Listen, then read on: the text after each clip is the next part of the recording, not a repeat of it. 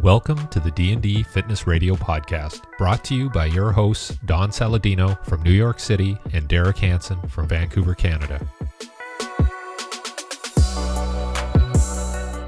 In episode 24, we speak with Ben Pakulski on diet and nutrition for optimal brain and body function.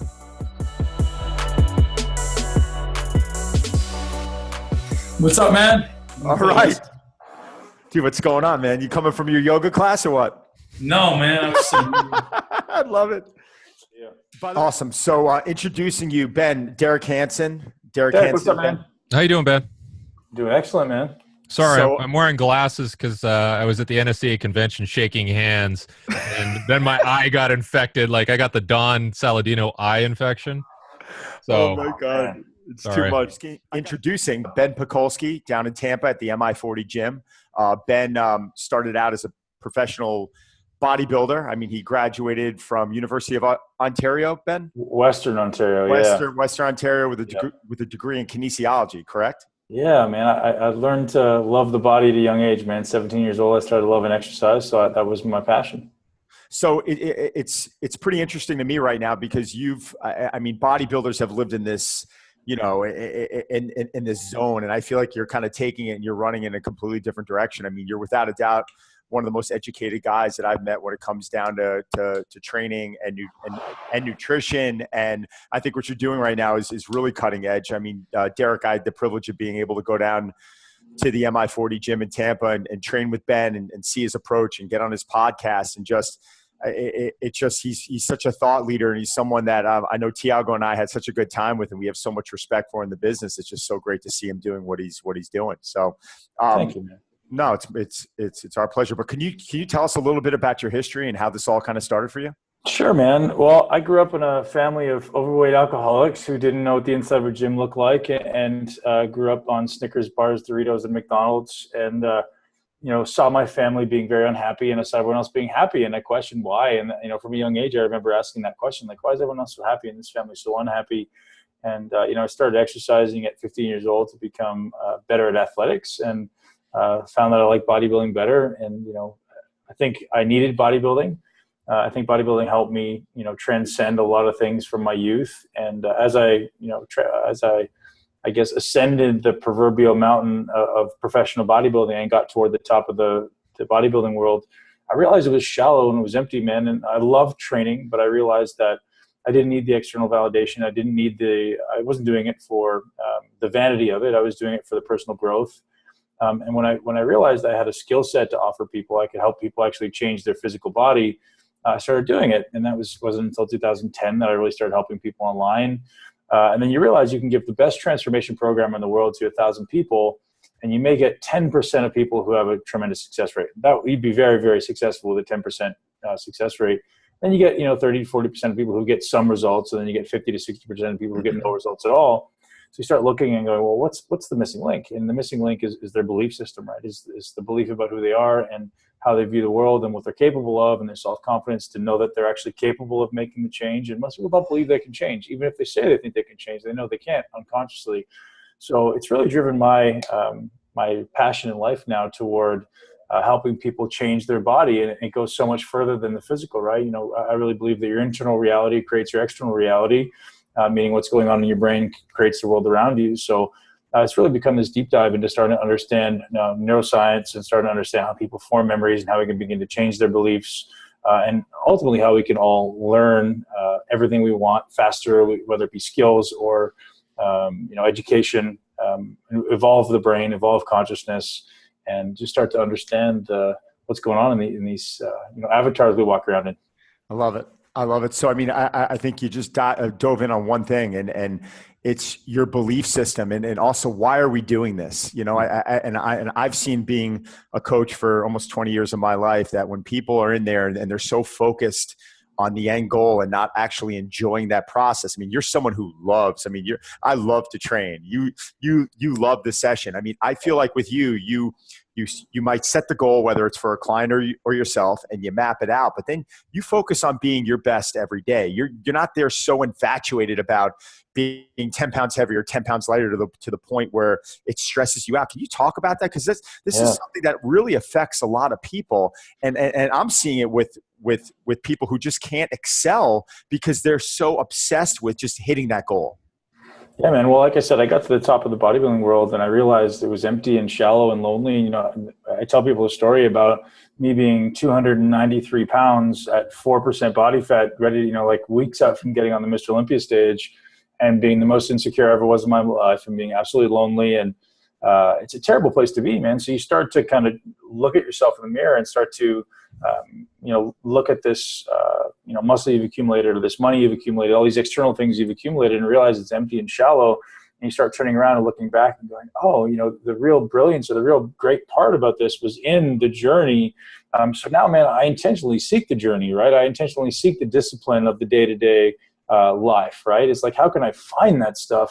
Because that's where I know the growth is. That's where I know the opportunity for improving myself is in that day-to-day struggle. It's not in the end result, man. You try to explain this to the young kids, right? I'm trying to get after Olympia, and he's so focused on winning Olympia, and it's awesome. But I'm like, dude, like, fucking smile, man. This is an awesome day. This is the best day of your life, man. You have such a great opportunity in front of you right now to create, you know, whatever you want. And so many people are just like, but I'm going to go win that. I'm like, dude, this is the victory. You know, this is the goal right now. And when you learn to appreciate this, the rest of the journey is so much fun.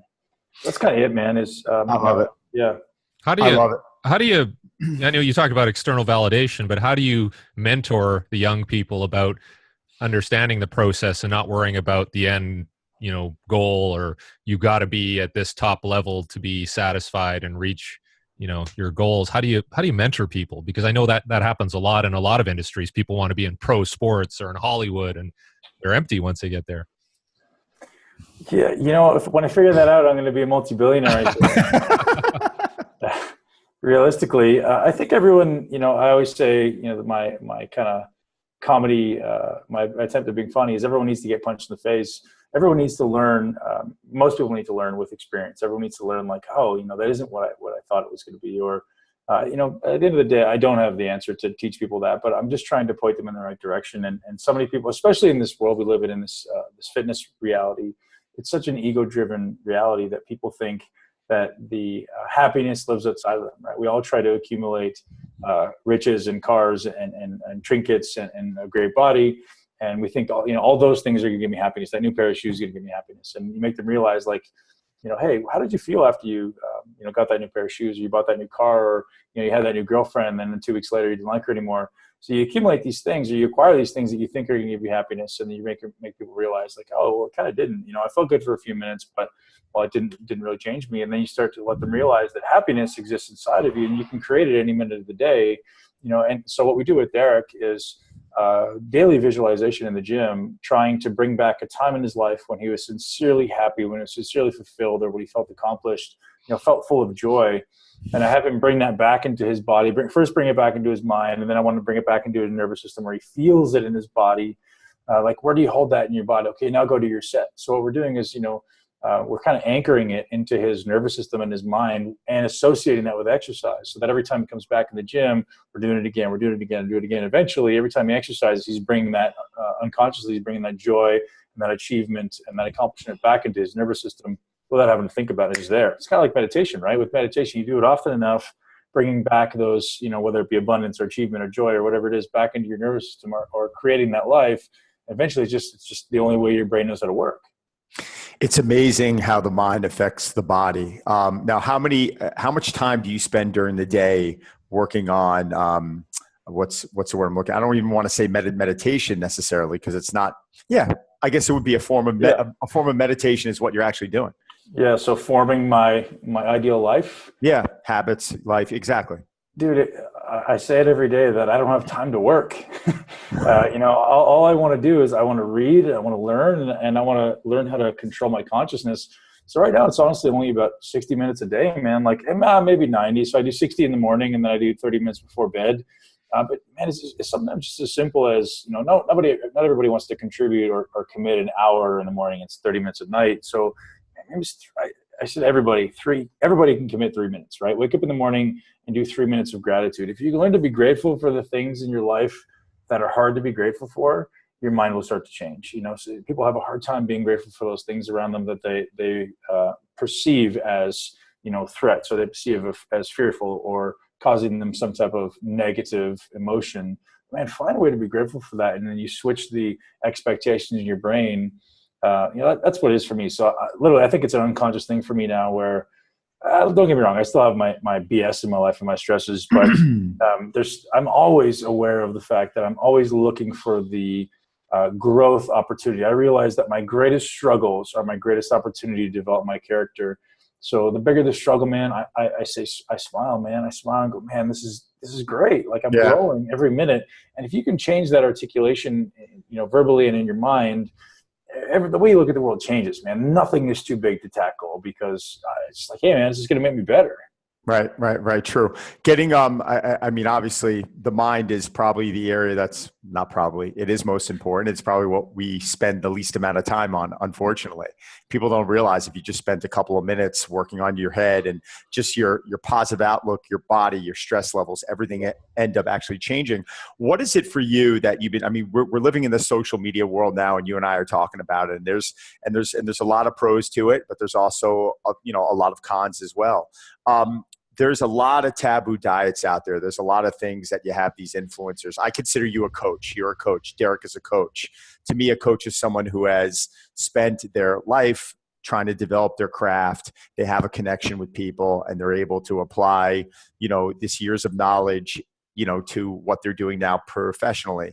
You get these influencers now that are coming out there and that are, pretty much just putting out there what works for themselves. Is that something that frustrates you at all? Or have you gotten to the point where you've learned to just focus on you? Or be honest here, because there is a lot of junk out there, and so, you and I both live this life. I mean, you know exactly what I'm talking about. When you're coming up through the ranks of learning fitness, you walk through the gym and you ridicule everybody. You're like, oh, that guy doesn't know what he's doing. Look, what an idiot. And then eventually you get to the point where you're like, oh, I want to help that person.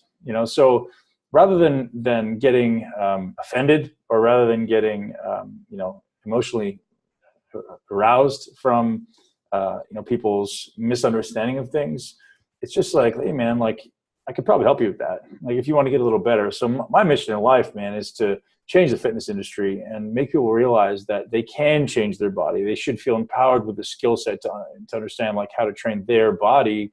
So rather than being that negative guy who can tell everybody how much they're a moron and they know what they're doing, I'm going to flip it around and go, hey man, how can if I can in any way help you? Like if you ever have a question or a struggle or something that maybe I could be of assistance with, I'm going to help you, man. So I realize, people can only approach the world with the skill set that they've got, right? They've only got what they've got. So you can't expect someone to know what they don't know. You can't expect someone to come to a situation with a skill set or an attitude that they don't have. So I'm always very empathetic to people, and I view the world through their eyes, and I say, hey man, he's talking with the skill set that he thinks is true, or with the skill set that he has available to him or she. And so, man, no judgment, right? It's like, right.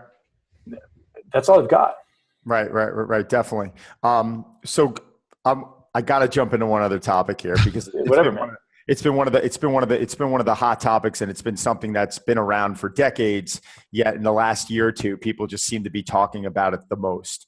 And I know you've been tampering it with it, but the ketogenic diet, fats, and I'm gonna tell everyone that Ben's been helping me out with my diet a lot recently, also. And I went from a very high protein, high carbohydrate diet. And I started feeling a little sluggish, and Ben said, listen, let's get you a little more fat adaptive. And I've been doing it for the last, I think, 3-4 weeks. It's been working great for me. My skin, my brain clarity, everything's been feeling great.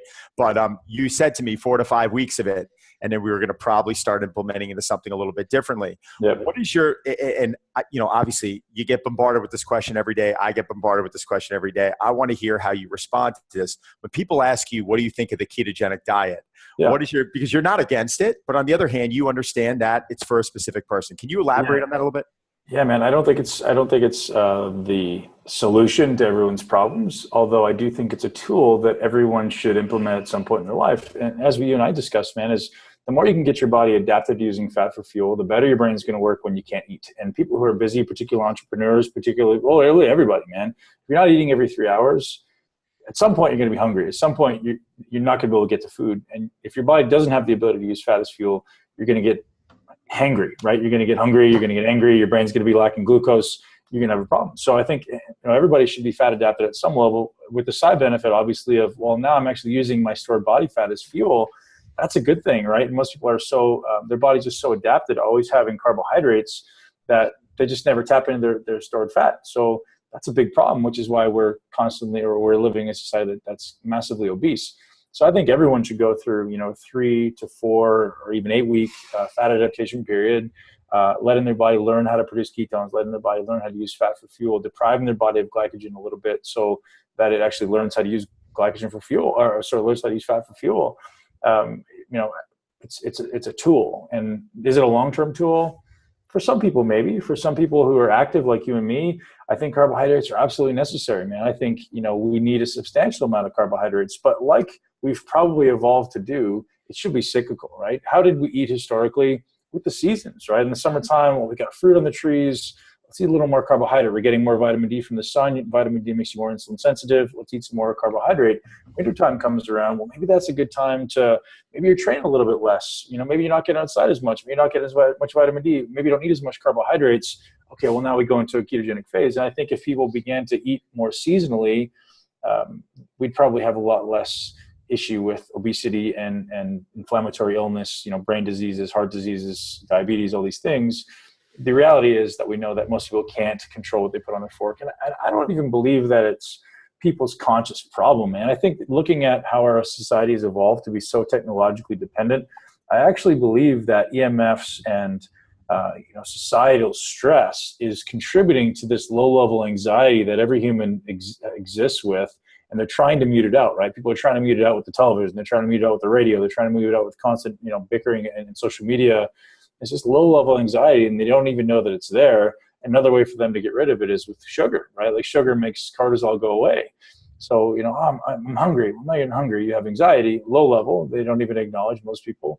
And then carbohydrates makes them feel better. So, if we can learn to help people deal with, first get fat adapted, second deal with the gut issues that are causing this low level anxiety and the massive amounts of stress that is causing this low level anxiety, we can start to mitigate some of these issues of overeating and constant necessity for carbohydrates. So just one more second, like I deal with a lot of people who are trying to keto adapted and have a really hard time, and they always cheat. They always have carbohydrates, and that's how I got to this kind of bottom of the solution with understanding this low-level anxiety that they have. And if you're not eating carbohydrates, their body's not producing serotonin properly. They're always going to have this low-level anxiety. So ketogenic dieting doesn't work for everybody, man. Or it works, but if you can't consciously overcome this anxiety you're living with, you're going to cheat. You're going to break, because carbohydrates are the only way to make you feel better. So there has to be some addressing of gut health, and production of serotonin needs to be supported, whether that be supplementally or healing the gut wall. Why do you think it's, sorry, Derek, go ahead, buddy. I just ran into somebody at the park the other day. He's like, I've been fasting for 2 days. And have you tried this? And I'm like, you don't even exercise, buddy. But, how about that? People don't get carbohydrates. What about the fasting craze? People see this as a realistic solution to their problems. Until they break the fast and eat everything in the path, right? That's just the reality, man. I've done it, and I'm a pretty conscious guy. I can control myself, but when you're done fasting, you're hungry. Oh yeah. So if you're not consciously aware of the fact that you're going to want to devour everything in sight, you're going to do it. So yeah, I think it's a great tool, man. Don't get me wrong. I think there's value, but certainly not as often as most people think. And maybe it's just a time restricted eating window, right? Maybe it's just limiting a little bit. Because ultimately, we're probably not designed to eat 6 meals a day like bodybuilding has perpetuated it. And that's the only time that it makes sense, right? The only time it makes sense to eat 4, 5, 6 times a day is if you're trying to build muscle. Then you have to have a constant supply of nutrients. You want to have a constant positive nitrogen balance. Those things need to be there if you're a bodybuilder. And you're eating carbohydrates every 3 hours. That's great. That makes sense. But if you ever go that, everybody knows a bodybuilder who, if he's 15 minutes late for a meal, he starts getting angry. Well, that's just par for the course. Yeah, but shouldn't our goal as human beings be to try and build muscle? I mean, no one's going to build. I mean, I'll never forget what you said in Generation Iron. People think it's so easy to build muscle, and like when you turn around and you pass that comment, you can't do what I do. Like, it wasn't you being cocky. It was they don't understand what you had to put in to get that size. Like when people call me up and they're like, well, I can't get weight. I'm like, because you're probably eating one meal a day and you're overeating and you think it's a lot and you're not getting in the macronutrients that your body needs. But why is it that people aren't trying to put muscle on? As we get older, we're technically going to be losing muscle. As an adult, as an 80-year-old adult, my goal with them is to get them as strong and as functional as possible. I want them being able to pick weight up. Why is it we're so afraid, one, to eat more, two, to put muscle on? The ketogenic diet, why is that so popular? I mean, you're basically eating, for most people, you're not eating great foods and you're not, I mean, there's so many things that you're leaving out of your diet. Sure. Exactly. So why? Can you talk about this stuff? Yeah, I don't think it has anything to do with muscle building itself so much as it does with taking ownership for your life. So most people, if you ask them why they don't build muscle, what's their response? Well, I don't have the time. I don't have the genetics. I don't have the knowledge. And all of those are complete BS. How about I don't want to get bigger? You hear people say that. I mean, right? Sure. I mean, yeah. Well, hey, man, that's their choice, right? Some people just say, hey, this is their conscious choice. That's one thing. But for everyone who's disempowering themselves by giving away, the ability to do it and saying, I don't have the genetics, time, or knowledge, I hope everybody listening takes the realization that that's just an excuse, because you do have the genetics, you do have the time, and you do have the knowledge and ability, because we're living in the information age, right? It's the internet is at your fingertips. And it's not nearly as hard as people think to build muscle, to build some muscle. But most people are just doing it so wrong that they're beating their head against the wall. And that's where the genetic card comes in. They go, oh man, I've been working really hard for this long and Don, I just can't build any muscle. And then they come to us and like, oh man, how did I put on 20 pounds of muscle in 3 months? Because you learn how to do it correctly for your body. And that's the disconnect, right? Is people know how to do it for themselves. I genetically built muscle relatively easily. And I don't think it's because I necessarily build muscle easily. It's because my structure allowed me to fit into certain exercises really well. Therefore, when I did a bench press, my chest grew. When I did a squat, my legs grew. We have so many people out there who will do a bench press and get sore shoulders. They'll do a squat and they get sore lower back because their structure is different. And then they lose the confidence. They disempower themselves and say, oh, I can't do it. I don't have the genetics. It's not that you don't have the genetics. You just haven't learned how to do it correctly for your body. And Don, that's the stuff we talked about when you were here, right? That's kind of what it's kind of become my bread and butter. It's empowering people with the skill set to change, the blueprint for your body. Imagine when you were 15 years old, somebody came up to you and said, hey, Don, here's the blueprint for your body. Here's the exercises that are going to work well for you. Here's the ones that aren't going to work well for you. Here's how you maybe switch these exercises around so you can actually learn how to feel these ones a little bit better. And imagine how much we could change the world and empower kids. Maybe we're taking away eating disorders. Maybe we're taking away the use of illicit drugs. Maybe we're taking away bullying, because these kids actually have a sense of empowerment and confidence and loving their body rather than, feeling insecure and despising the way they look and causing fights with people because, someone looks better than me and made me feel bad about myself for a few minutes. It may be a far stretch, but I really think you can empower people with a skill set and, change the course of certainly fitness, man. If I feel like I can change my body, I'm less likely to go eat shit all the time. Yeah, Derek, that's what I respected about Ben's approach the most. When we went down there, it was less about a program, or it was less about how many sets and how many reps. It was more about finding the exercise that he felt I was able to recruit and create as much tension as possible. And then it was all about execution. It was all about time and attention. Yeah, exactly. Yeah. So everyone talks about sets and reps and programs and volume and all these things, and those are all great, but they're absolutely useless unless you figure out how to, one, standardize the stimulus for your body, and to find the exercises that work well for you, right? Like if you're doing an exercise, so if you watch me on YouTube and you go, Ben's got a big chest, I want to have a big chest too, therefore I should do the same things Ben does, you're out of your mind. You're wrong, because we're not built the same. And so first, find things that work for your body. And I always talk about, this little comfort zone. We all have this little this little comfort zone of exercises. Stay in your comfort zone until you perfect these exercises, till you get to the point where you have unconscious competence, right? You don't have to think about it. Your body just knows how to do it. Get really, really good at those, producing maximum amounts of force and tension with those exercises. And then slowly we start to build the comfort zone just a little bit. Add 1 or 2 exercises in, maybe every couple of weeks, and learn those ones and master those ones. And once you master those ones, then we grow it a little bit more. And eventually got this huge skill set where now I can do every exercise perfectly for my body. Geez, now guess what? Now I'm building muscle like a champ. And I don't even think about it. It just happens. It's easy. And I always say, you leave the gym with an S on your chest, feeling like you've accomplished something. I love it. What's the role of supplementation? Because obviously people are looking for magic bullets and easy ways to get, nutrition into their system. How do you advise people on the use of supplements and making sure they don't go overboard with that? Well, the first thing I do with everybody is I remove everything. Because I believe for most people, it's just a toxic burden. And if your body is burdened with toxins, you can't lose fat. You're going to be inflamed. So the first thing I do with everybody that comes in is I literally stop everything and I say, let's remove the toxic burden. People talk about detoxing. And for me, detoxing is just like, well, first of all, remove all the crap in your life, right? Remove the stimulants, remove, the alcohol, the tequila done, removing anything that is causing a stress to your body. And then see what happens, right? Let's see what the bottleneck. This is the way I approach my training with everybody. Is I created something I call the 10 foundations of a lean and muscular physique. And one of these things is going to become your bottleneck. It could be your training, your nutrition, your sleep, your supplementation, your detoxing, your autonomic nervous system. A couple more that aren't coming to mind right now. But you get the idea. So one of those things is going to be the bottleneck. And for many people, it's the autonomic nervous system, or it's sleep, or it's training. So we address the single thing that seems to be holding you back right now. So that one thing that we could pull that lever and it'll make the greatest amount of change. And once we've pulled that lever, we see what happens.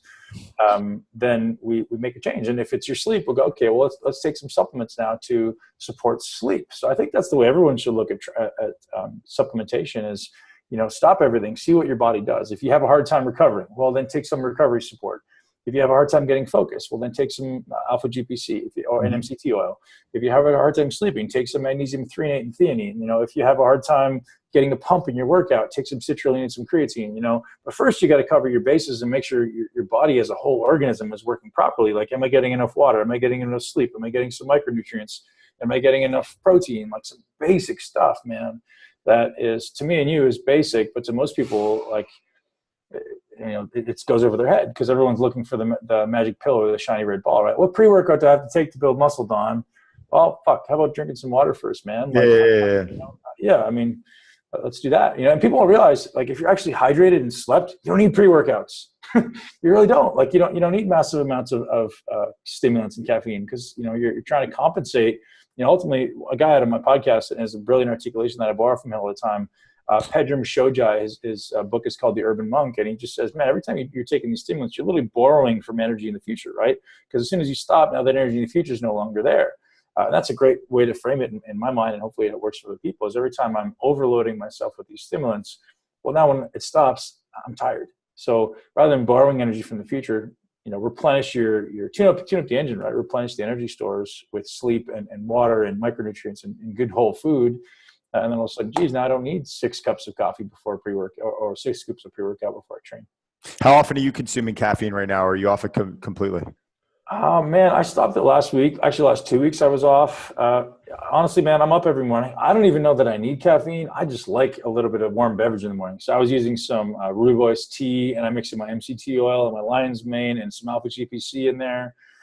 I feel amazing. So, I don't even know if I feel a difference when I take caffeine, to be honest. But if I do it, it's probably a half a cup a day. Cool. Yeah, no, definitely. I always find that I'll try and jump off caffeine every 1 to 2 months for probably anywhere from 3 to 4 weeks. It's just, I just don't like being so, dependent on something, but I do enjoy, a little bit of coffee. But what's been filling the void a little bit, the lion's mane that you refer to me, or the chaga. Mushrooms. Yeah. And my daughter loves drinking that with me. So we heat up a little chaga on the skillet. She's 10 and she thinks she's being cool. So it's just a great way to implement some healthy things into her life. So back to the ketogenic diet, because I still wanted to dive in on that a little bit. your thought process on it, and the reason why you're mainly having people get into that is to get them more fat adapted. Yeah. And to allow brain function, right? I mean, that's really where all my clarity came. Yeah, huge, man. As soon as your body starts using fat for fuel, your brain just works. And, for many years as a bodybuilder, going back into my backstory as a child, I come from a family of overweight people. I was overweight, I was fat.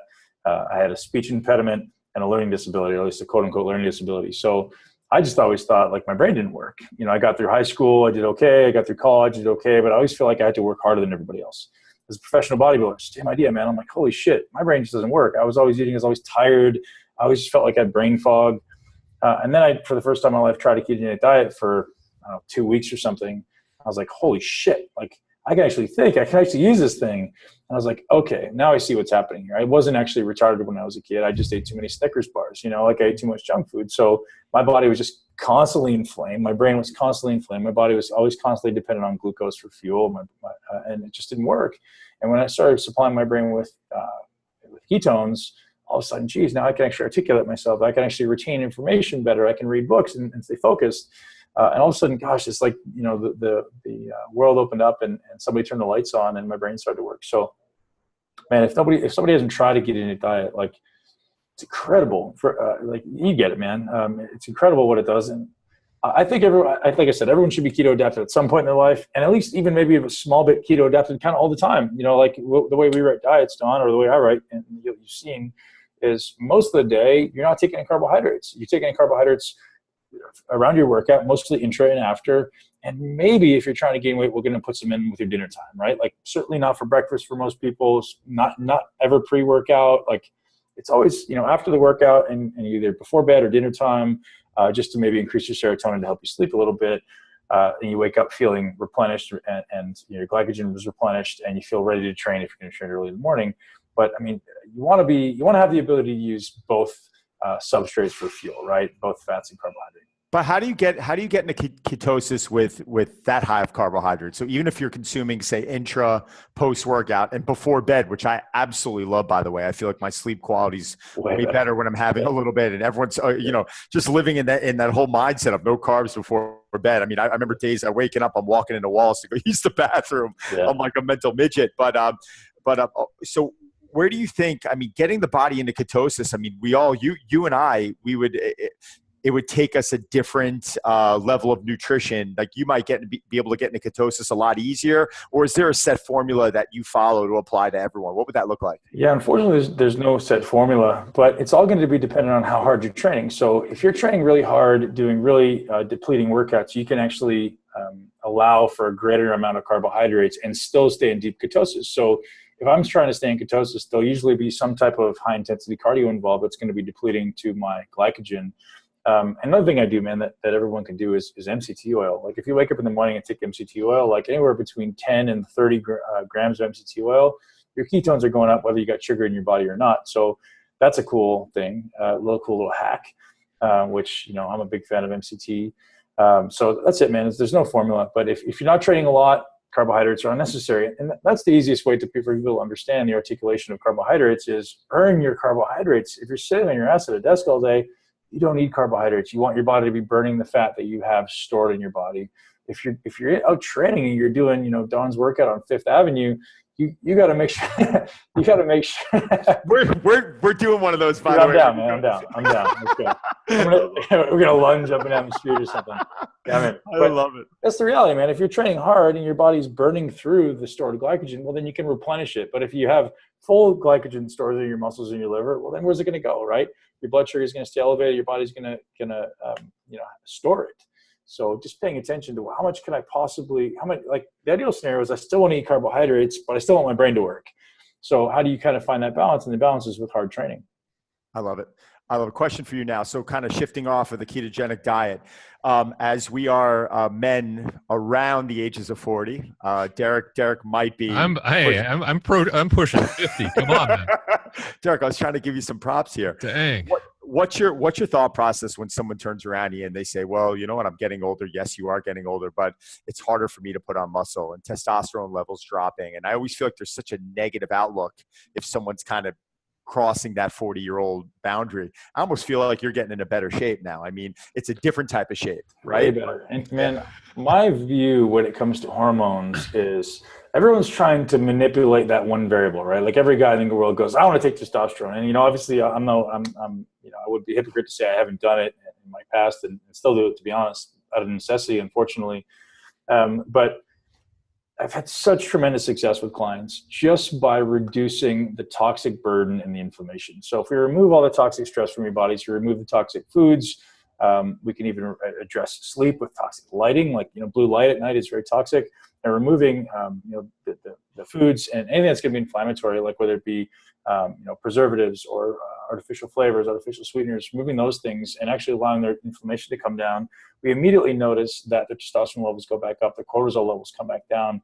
And then as we start bringing someone's body fat down, guess what? Estrogen comes down too, testosterone stays up higher. It's all about ratios. So first thing I want to do, man, is make people healthy. You're an organism. You're a whole organism. I want to make the whole thing healthy. So how do we do that? Like I said, inflammation, detoxification, and bringing the body fat down.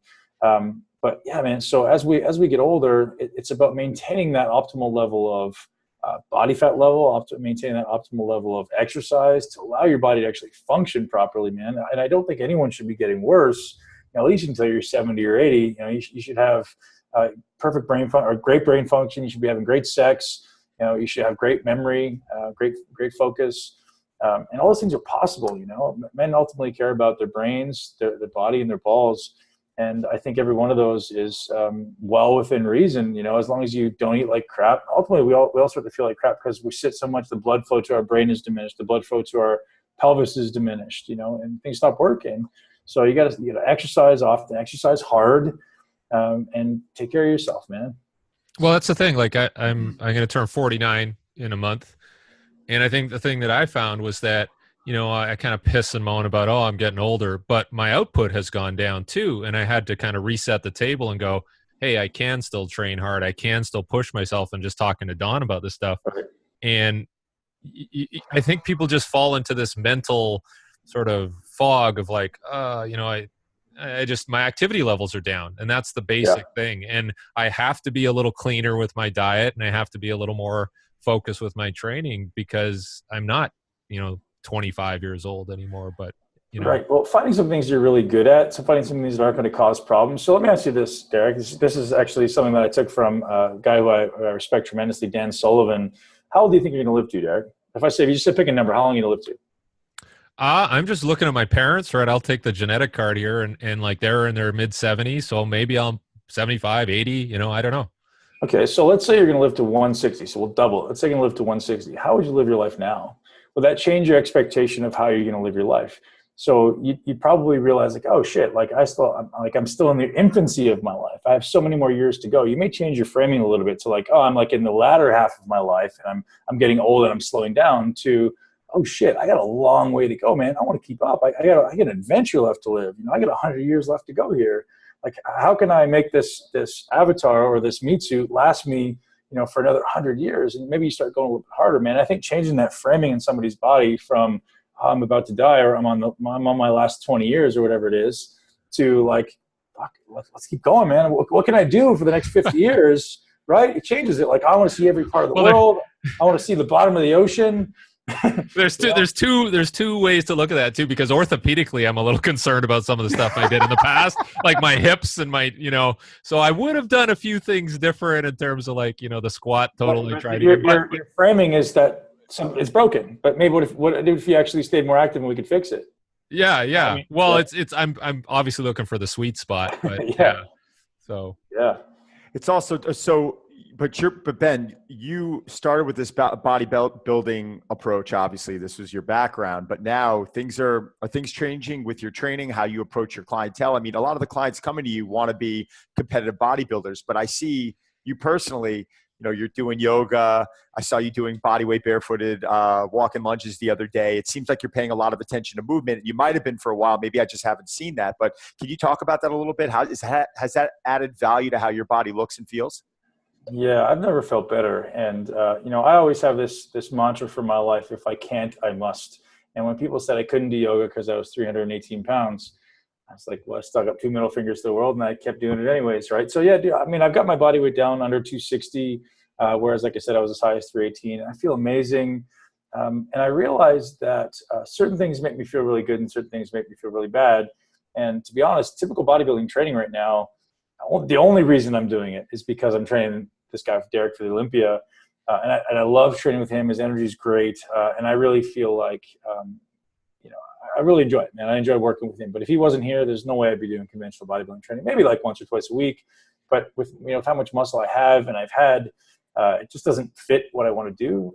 But yeah, man. So I think it's absolutely evolved the way I think. I want my body to be resilient. That's kind of the word I use, right? Is brilliant mind, resilient body. That's maybe my articulation of where I'm going in the future is how do you create this amazing mind that works like better than anybody on the planet, and a body that's resilient to anything you want to do. I'm climbing mountains. I'm doing yoga. I'm doing really everything. Like I'm trying to take up, to become a triathlete, which is well beyond what I've ever thought I could do. But eventually I'd like to do a triathlon, maybe do an Ironman. Just making your body resilient to anything you could ever want it to do. Put the apocalypse in the back of your mind like it's coming, and I have to make this body resilient to anything that's possibly going to be thrown at it. That's kind of the way I'm framing it, man. Is making my life an adventure of anything that I can't do or I physically have a hard time with, and I'm going to go ahead and dive right in. It's funny. I know Derek's got a bolt in about 2 minutes, but yeah, what you're talking about right now, I mean, I could never pinpoint my goal for the last decade, but in a nutshell, that's really what it is. I want to be able to do everything. And the battle sometimes resilience and the battle becomes sometimes kind of overstepping that boundary and just, all right, well, I haven't taken a day off in 3 weeks because I love it so much, You just love it. You understand what I'm saying? Like I'm out sprinting the other day. I'm doing cone drills, agility drills, paddle boarding. And this stuff, there's a cost to doing business. If you're not careful, it can definitely catch up. I know Derek's got to bounce. Ben, honestly, man, and I know I've showed you a lot of love, but out of all the people in the industry, if there's one person that motivates me and gets me excited about this stuff, it's definitely you. And it's such an honor. Thank you very much, man. Really. Thank you, Don. Really appreciate it. And Derek, damn you for having to leave early. I could have been on the phone with this guy for another 45 minutes. Well, I am motivated to live to 160 now. That's all I can say. That'll be the goal. But Ben, can you tell everyone if they want, and I hope they do, I hope they check out, where can they find you? Where's your MI40 gym? How do they find you on social media? Yeah, so the mi40gym.com is where the gym is. We do camps here about every month. So we have a small group of 12 to 15 people from all around the world that come and travel to learn from us and learn the system and ultimately the blueprint for their body. Obviously social media, Instagram, Facebook, which is IFBB Ben Pak. So IFBB, which is the International Federation of Bodybuilders. My newest program, which is hypertrophymastery.com, is basically everything I teach in a camp condensed it down into, a couple hours to, learn how to do exercise for your body. It's not me teaching you how to do a bench press. It's me teaching you how to choose the right positions and the right angles and the right body positions and all the little intricacies that go into exercise. And the cool thing about it is that, you get this done. I've been doing it for so long that it's kind of become easy now. So, some people, when they start teaching it, is very complicated and convoluted. And I think I've kind of figured out the most direct line to the end result, the straightest line to the result we're after. So that's at hypertrophymastery.com. Well, I love it. And like I said, if there's anyone I want to come down and learn from, it's definitely you. I mean, I've been telling Tiago how we want to get back down there one of these days and kind of do a whole little segment on your approach and what you're doing again, because it's so much fun and exciting. And if anyone out there is listening to this, which I hope there's a lot of people, I would check out Ben if there's someone I'm going to for some coaching tips. Ben's top of my list. So we'll do it in New York. I'm going to be out your way in a couple weeks, so we'll do that. Exercises on Broadway, Don. I want to see it on video. Only if you come out. Done. Ben, thank you, brother. Appreciate it. Thanks a lot, Ben. Thanks, you guys. Appreciate it. All right.